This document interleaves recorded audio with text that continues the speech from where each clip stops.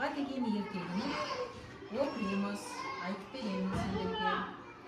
Ертеде бір бақа болыпты. Ол батпақта тұрыпты. Бір күні өзен жағасында отырды. Бір кезде жағаға үйректер қонды. Жол алыс, деді бір үйрек. Тез тамақ жеңдер, сосын ұшамыз, деді. Бұны бақа естіді. Кешіріңіз, қайда ұшасыздар, деді бақа. Оңтүстікке ұшамыз, деді бір үйрек. Оңтүстік жылы ма? Я, жылы. Онда маса, шірке көп пе, деді. Я, көп, деді үйрек. Онда мені ала кетіңдер, деді. Сенің қанатың жоқ қой, қалай ұшасың, деп айтты үйрек.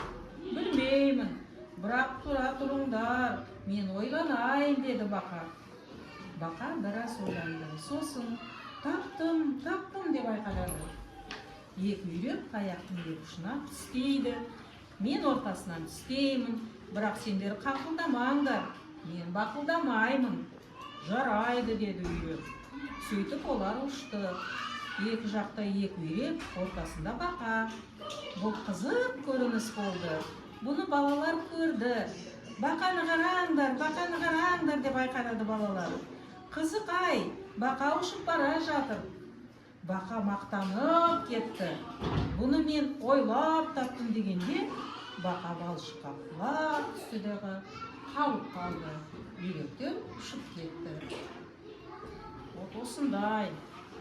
Өстіп қаңқылдама деп, өзі қаңқылдап, бақылдап, өзі қалып қалды. Үйректер ұшып кетті. Осындай ертегі балалар. Ұнады ма? Иә. Да, дұрыс, ұнаса.